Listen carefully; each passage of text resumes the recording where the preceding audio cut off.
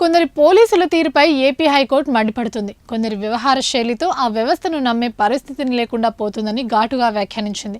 తప్పులు కప్పిపుచ్చుకునేందుకు మరిన్ని తప్పులు చేస్తున్నారని పేర్కొంది. పోలీసుల తీరుపై ఆగ్రహం కలుగుతున్నా నియంత్రించుకుంటున్నామని హైకోర్టు తెలిపింది. రాష్ట్ర ప్రభుత్వం పాలసీలను నాటకీయంగా వ్యంగ్యంగా విమర్శిస్తూ సామాజిక మాధ్యమాల్లో పోస్టులు పెట్టిన వారిని అరెస్ట్ చేయాల్సి వస్తే ప్రతి సినిమా హీరో విలన్ను అరెస్ట్ చేయాల్సి ఉంటుందని వ్యాఖ్యానించింది.